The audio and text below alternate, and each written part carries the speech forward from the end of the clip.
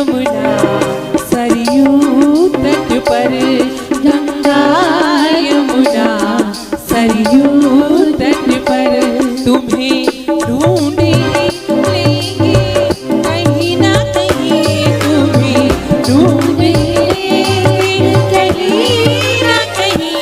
यदि चाह हमारे दिल में है, यदि चाह हमारे दिल में है, तुम्हें ढूंढे लेंगे कहीं ना कहीं, तुम्हें ढूंढे कहीं ना कहीं।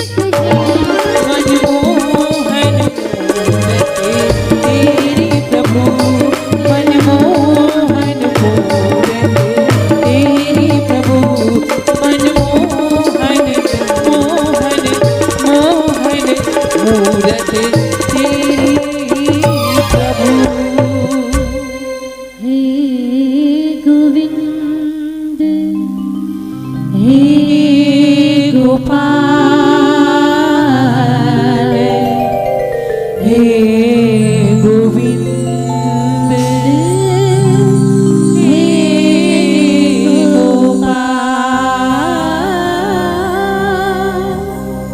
हे गोविंद हे गोपाल, हे गोविंद हे गोपाल,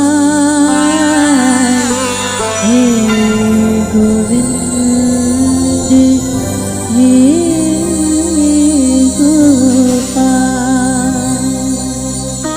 बोलिए भागवत भगवान की जय जय, श्री कृष्ण चंद्र भगवान की, अपने अपने माता पिता की जय। तो महाराज सुखदेव जी महाराज को ये श्लोक पसंद आ गए। तब शिष्यों ने बताया ये श्लोक तो कुछ भी नहीं है। हाँ, ये श्लोक तो कुछ भी नहीं है, ऐसा पूरा एक ग्रंथ हमारे गुरुदेव ने लिखा है। अगर आप चाहते हैं तो आप आकर के उनका अभ्यास कर सकते, उनके दर्शन कर सकते।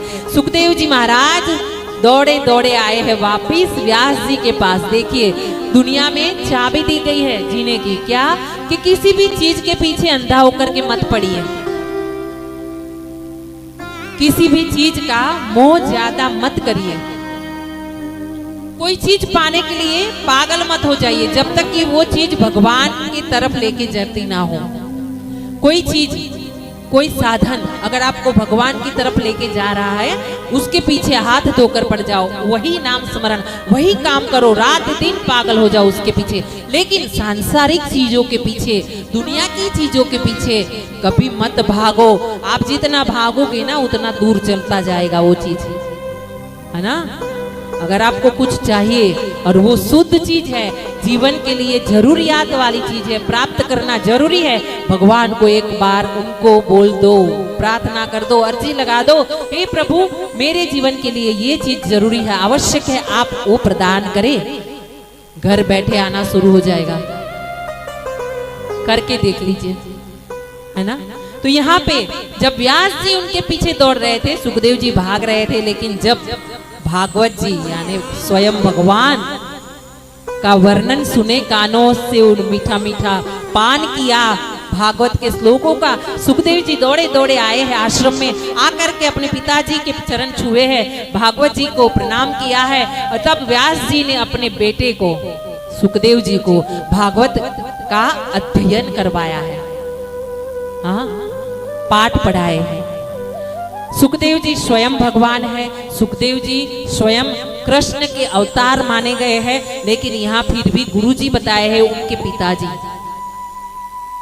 और पिता होते हैं ना, तब तक आनंद है, आनंद है, आनंद है संसार में। पिता ना रहे ना तब परिवार अनाथ है। जिस परिवार में पिता ना रहे वो परिवार अनाथ होता है। हाँ,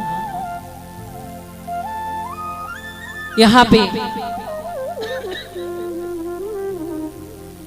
व्यास जी महाराज ने सुखदेव जी को ग्रंथ पढ़ाना शुरू किया है। बताते हैं ये भागवत जी में इतना वर्णन किया है कि अगर हम सुखदेव जी को ग्रंथ पढ़ाया, भागवत जी पढ़ाई और भागवत जी पढ़ने के बाद सुखदेव जी ने भागवत जी का प्रचार शुरू किया, बस उतना ही बोले ना तो उसके लिए शायद एक दिन कम पड़ जाए। एक दिन तो कम ही पड़े, एक दिन 12 घंटे। लेकिन सबको लेकर के चलना है।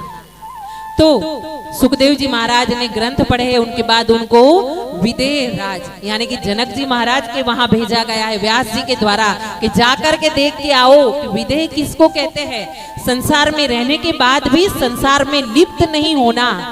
और वहां पे भी जनक राजा की परीक्षा में भी सुखदेव जी पास हो जाते हैं।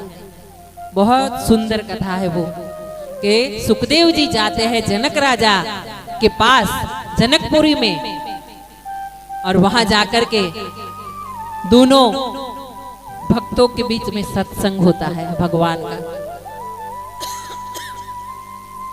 यहां बताया गया है भागवत जी में कि एक दिन यहां से महाभारत शुरू होता है।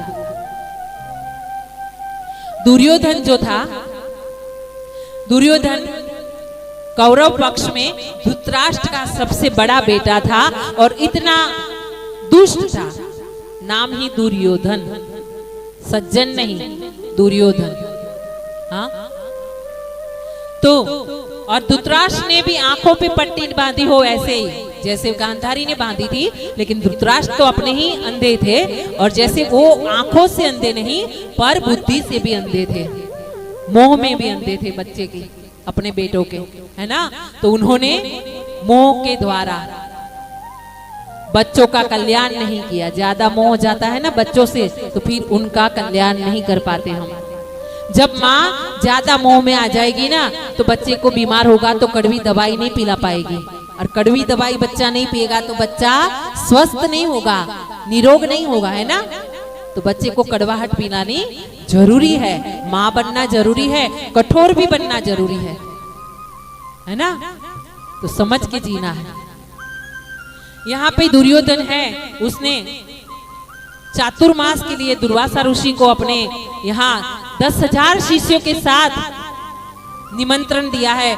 10,000 शिष्यों के साथ वो दुर्वासा ऋषि आए हैं, आनंद किया है। और उसके बाद जब दुर्वासा ऋषि का चातुर्मास पूरा होने वाला है तब दुर्योधन ने अपनी चतुराई से पांडवों को परेशान करने के लिए, क्योंकि पांडव वन में थे 12 साल के लिए, है ना।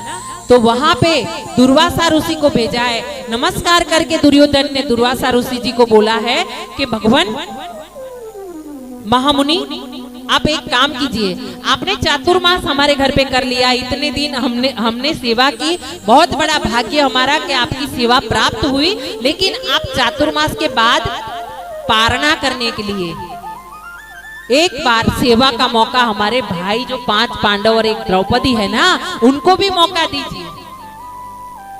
और दुर्वासा ऋषि